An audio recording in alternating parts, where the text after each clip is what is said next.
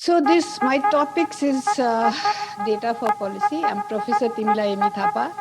My blog site is www.timilayamithapa.com, where whatever I'm speaking today, I have written complete article on my PowerPoint and I have uploaded in my blog site. So please, I would like to request all the audience to go through my article also, to have a clear picture of what I have in my mind and my heart, whatever I want to speak out. So that is and I have a Facebook page called Timila Yami Thapa, where it contains entire activities of mine. I'm sure it will be of value to all of you. I have a YouTube channel called Timila Yami Thapa, where I have uploaded a lot of my events, activities in the form of videos. And because this is a very policy level issue, I'm sure you will have large number of questions, like whatever time I'm given here for question answer session. Besides that, if you have any further queries, my email address is given here, timlayamithapa@gmail.com.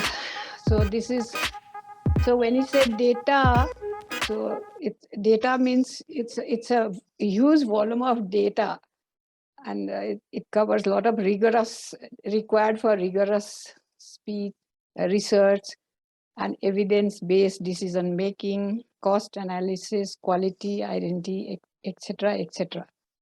So the objective of this presentation for me is to actually sensitize the stakeholders, the private sector and the government sector, and especially the acceleration of human capital aspect is very important, and this acceleration of human capital is the buzzword, or is the real coined word from international financial institutions like World Bank, ADB, etc., etc.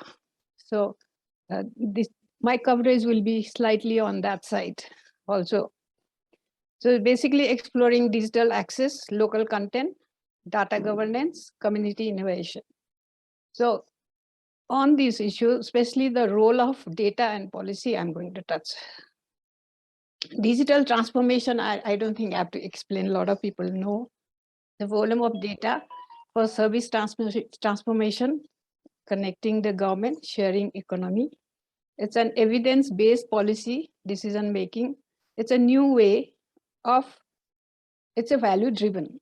So value-driven is a very, very important term that is actually everybody should understand under the digital transformation, market and e-business.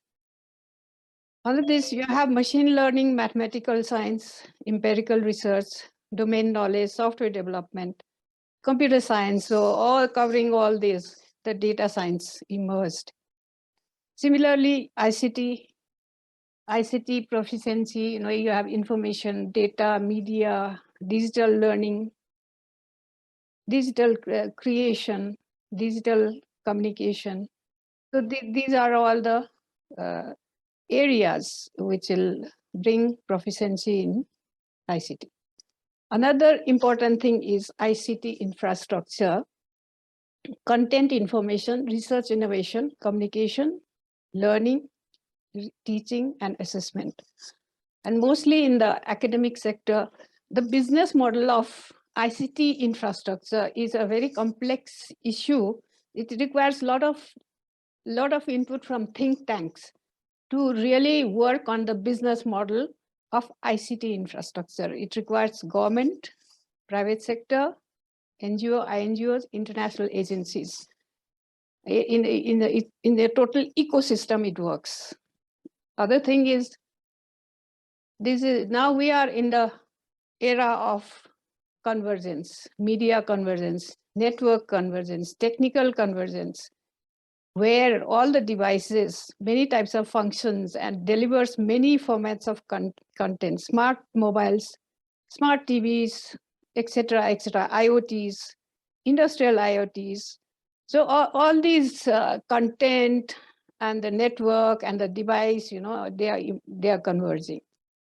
So how do we understand this revolution especially from the perspective of human capital. So how do we conceptualize relation between human capital and technology? Human capital framework, adding it's through the lens of technology.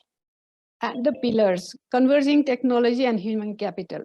What is the current technology landscape in human development sector in Nepal?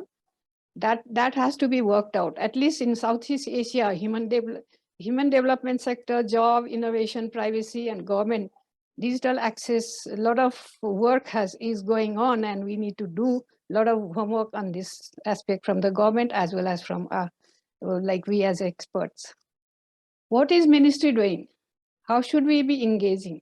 Human development portfolio analysis is the area Nepal actually has to create such analysis, internal consultation, external consultations with different technology expert.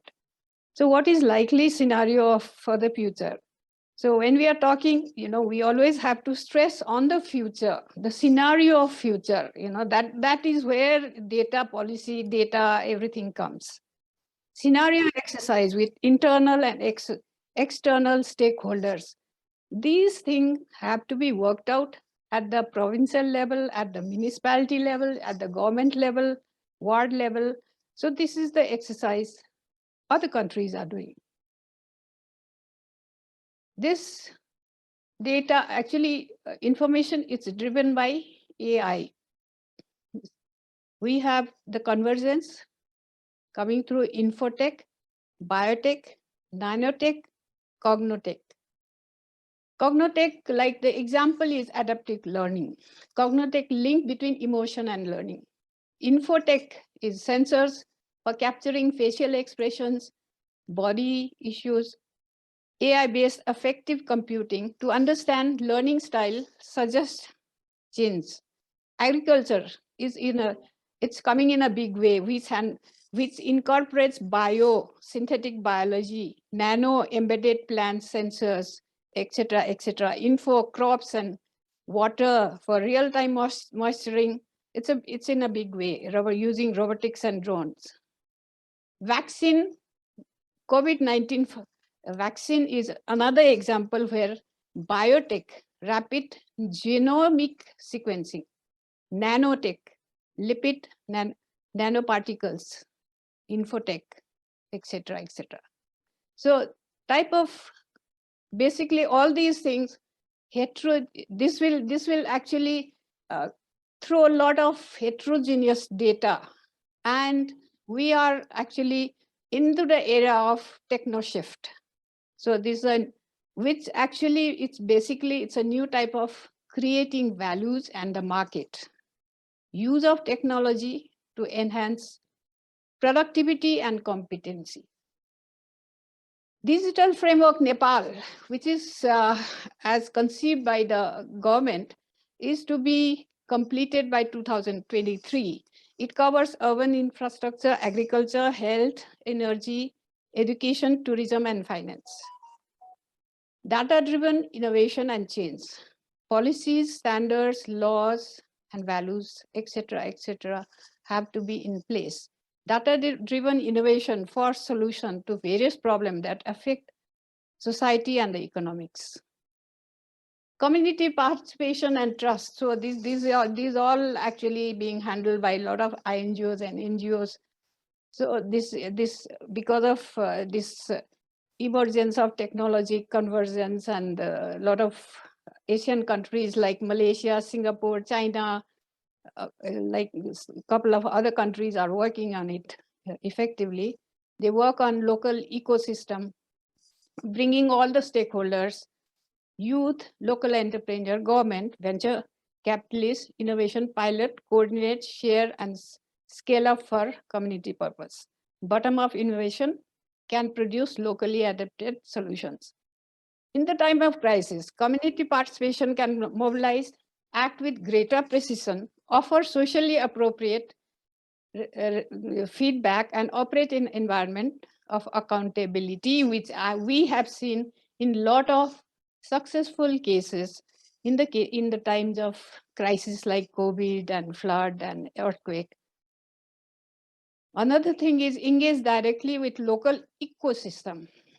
This is the local and co-create, work together for technology transfer, funding for startups, strengthening of entrepreneurship skills. We are in the stage of fragile federal structure. People are confused, politicians are confusing us, but it is very important that, although private sectors are working on it, also they are working on it, the human capital development is actually neglected, which is a very important factor. Effective implementation of policies, program, and everybody in a lot of sector, they are working on silos, whereas they should be working in an integrated form. Incorporate these technologies to produce programs in this new fragile federal government. The positive aspect is for winning election, we do see ward level, municipality, provincial level, all people now they are using ICT and they understand. Now they understand that for winning election, they need ICT. That is the positive part. Pandemic and natural disaster, what do we learn from that? Actually, it's reversing the losses is the area now we have to work on. Cultural shift during the pandemic, we learned to have a, we understood the learning lesson was cultural shift in human development sector. Also, in the time of difficulties, capture data. So if we don't capture data, like in future, a lot of such crisis handling, we can plan, we can work on that. So everything, all the NGOs, external consultants, they all are now working towards converging technology, converging revolution, and data-driven innovations. Why data-driven innovation is basically, because of easy real-time capturing, even the policies are iterative process. And policies also can be agile policies and working in ecosystem. So ecosystem as well as policy regulation. So we are working integration of heterogeneous data is emerging in a big way. So what is AI and big data? Vast amount of data, cheap, high-speed computing, connectivity. It drives converging technology revolution. Planning, procurement, provision of data, advanced data science skill, collaboration and capacities. So in the school, I would suggest that a lot of colleges and universities, they work on obtaining data, scrubbing data, exploring data, modeling data, interpreting data. It's a very important area. Even this has to be encouraged from a lower level school like class 6, 7, 8, where you can, we should start thinking about how do we make children think in a computer way, and in a way datas add values to them. So this is a very new emerging area. Technology governance. So hi, ma'am. Sorry to interrupt. Right. So we are with a time limit. Yeah. So please continue. Okay, speed up, Steve. Yeah. So we have a lot of social disparities. I don't need to elaborate on that. Marginalized group and data rights and data ethics. All these things are actually for marginalized groups. They still have no access, and ethics part is a standard thing in the different countries. We have Privacy Act, which actually Nepal has gone for Privacy Act, whereas India and regional countries still have not gone for it. And legal remedies, typical legal cases for children, for It's as a public good. And the next thing is empowerment for marginalized communities. So these are the datas. And inclusiveness for ICT policies for female participation, school dropouts, pushing girls into STEM education, digital infrastructure shortages, etc., etc. And who are the stakeholders from the side of women is Mahila Ayog, STEM, NGOs and INGOs, GIT, Mathematical Sons, Women's Group, Chamber of Commerce, WAN, WIIT. So Ministry of Federation and Ministry, Federal Ministry and Administration, they have to play a lead role. I feel that they have to play a very big lead role, coordinating Ministry of Communication, Ministry of Education, and making them resourceful and make sure that federal system actually works in Nepal, because through federal system only all the rural, far rural areas get connected. And although the stressed budgets are there, so revision of goals, targets, we have to work together. And so transforming data into policy actions. So policy actions. So finally, what I have to say is human capital is a very important element. Human capital development has to go together with the data and data policy and data science, and so these things have to go together. My question is, how can these technologies be used to improve delivery in human development sector and help build human capital, especially in agricultural area? Can these technologies be deployed in federal system, local level, with limited knowledge, which has limited knowledge, capacity, and infrastructure? The other question is, what do you mean by world of work and building and adapt technology, innovate in Nepal, especially in the context of climate change and disaster handling? How will voice, agency, and empowerment be ensured for poor and marginalized communities in the technology domains? So by telling all these things, I would like to finally say that, value creation, government, how can government, there's a big challenge, human development in the government sector is very important. Creation of analytical value for government, for the clients of government is another area which is very challenging.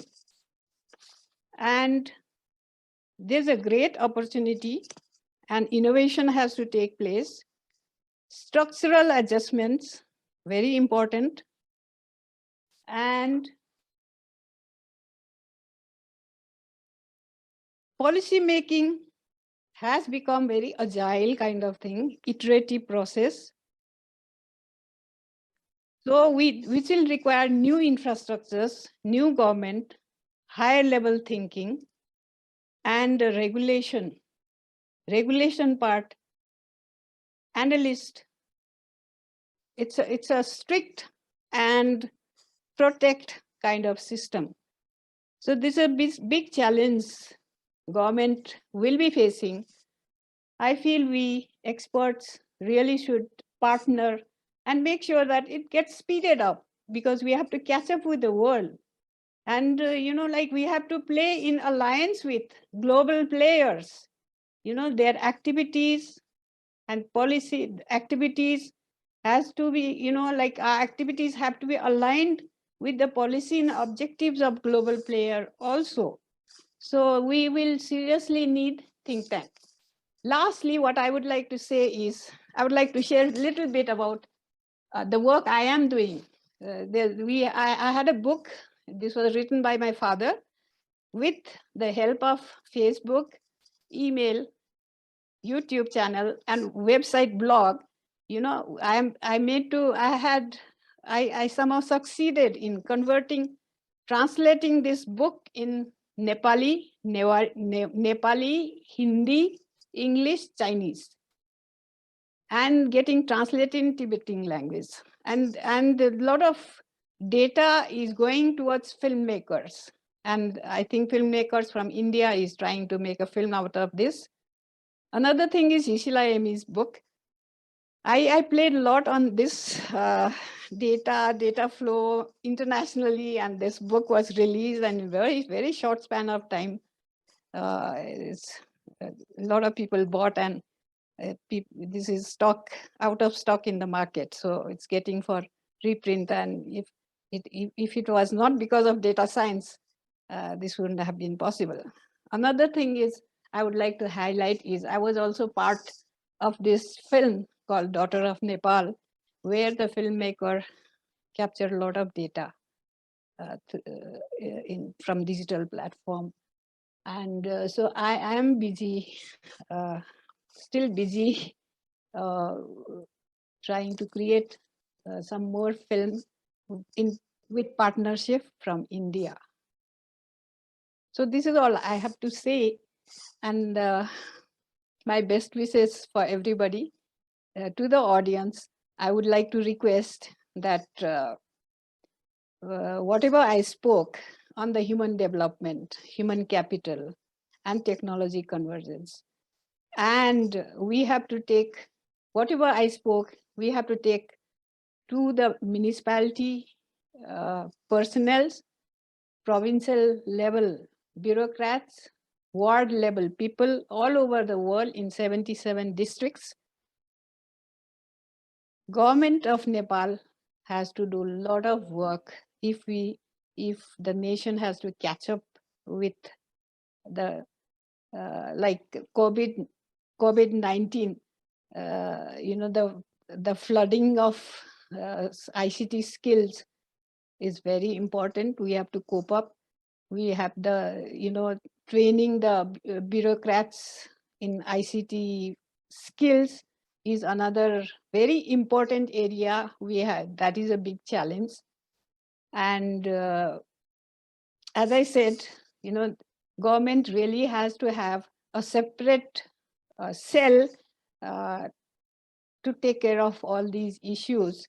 And if not done, we are going to be left out in the world.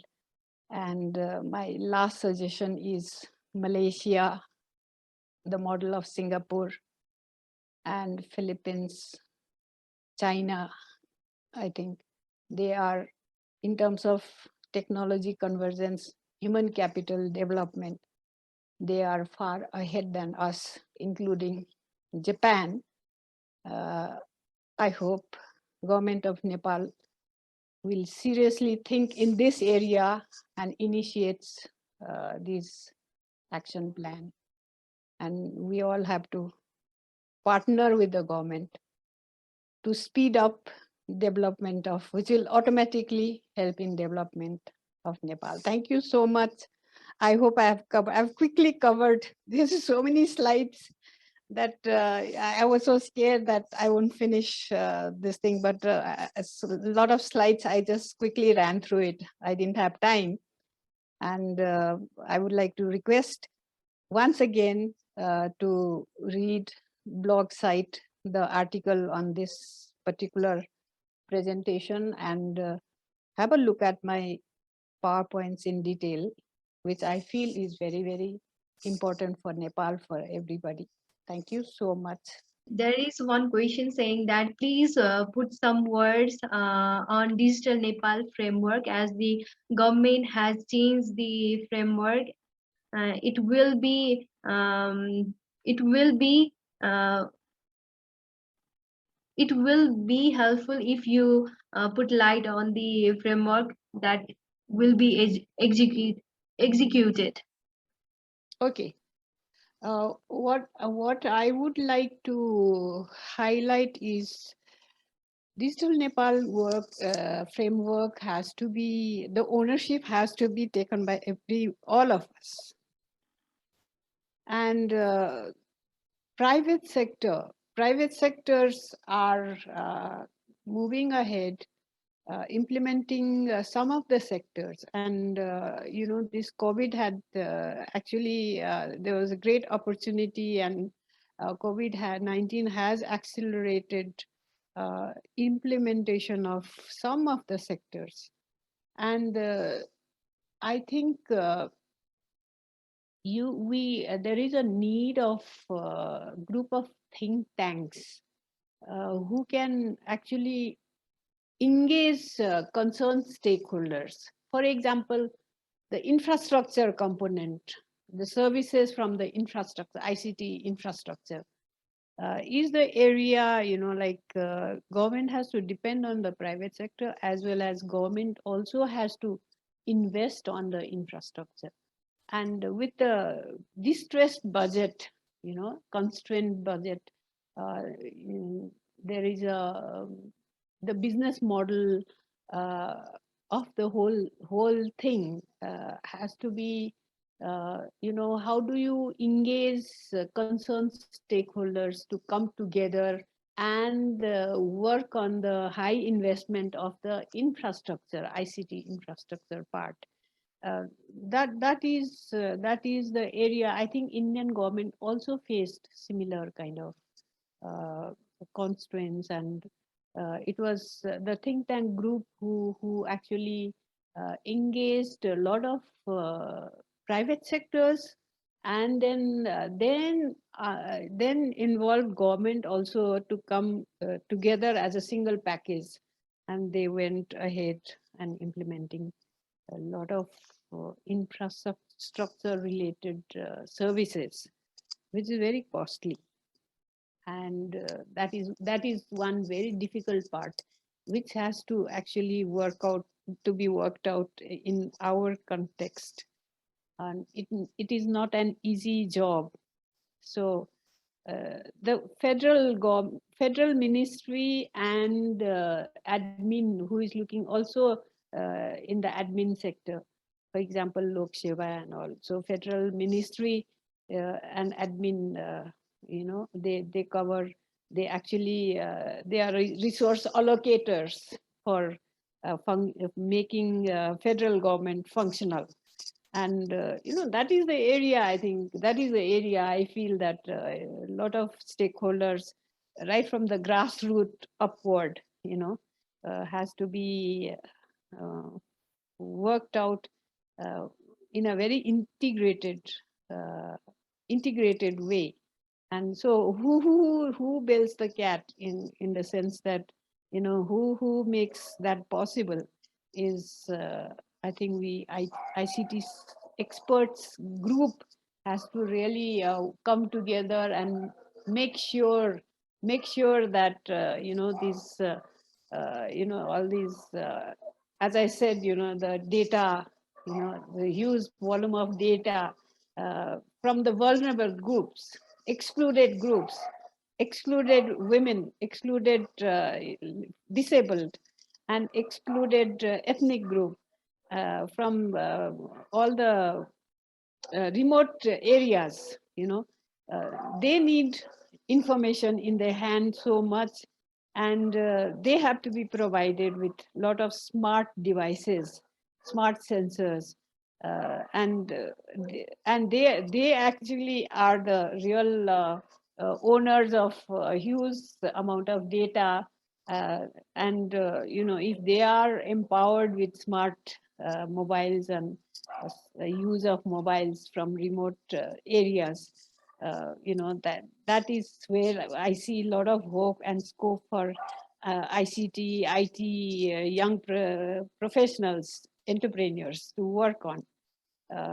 My suggestion is, what I see is, for example, Himachal Pradesh and Kashmir, all these high mountain areas where they have a lot of snow, and then they have a lot of these ships, what we call changras in Newari, who has a lot of wool. That wool is in huge demand, the wool, artificial wools, are getting rejected in the world, and there's a very big demand for organic wool. Recently, I came across wool user in Nepal who has ordered big amount of wool from India, and they are coming from high mountain areas, and those are very high value items. For example, dolpa. I came across a boy, who after class 12 demanded 3 lakh from the mother, and the mother could not give 3 lakh. Then he said that, okay, if I have to go to Kathmandu, I have to go with 3 lakh rupees. If you cannot provide, give me some 20 changras, these ships, wool, and that boy made it, converted that 20 ships into 50 now, and that will grow, like he wants to make it 100. And the wool, the organic wool out of that ship is in great demand, and all those they have to be certified, and the certification process is an education. How will you, because exporting you need lakhs of such ships having very high quality wool.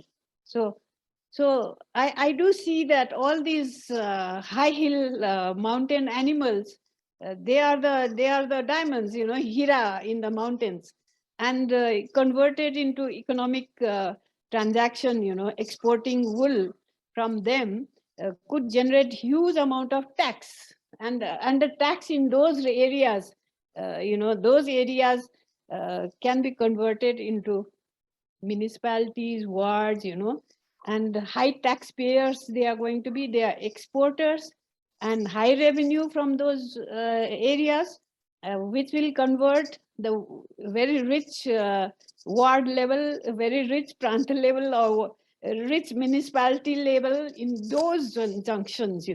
That is where I feel that the federal government actually should focus on such high yield and high revenue earning, and promote them internationally. Uh, those are the areas I feel that the Ministry of Federal Admin should work together with, give them tower. This boy who I wanted to contact in Dolpa, and he, instead of studying further, he demanded these animals in return, and he converted that 20 into 50. I wanted to contact him, and there's no tower. So give them tower, I think. And a large number of such boys can be converted into export-oriented entrepreneurs, which is very, very much possible. And I'm sure it is going to happen. So these are the federal government, expansion in the rural areas, and that should not be discouraged. This is how, like say, data and the policy collected. They are the areas, where datas are, data's going to get converted into Thank you. economic value. Thank you, ma'am. Yeah. Okay.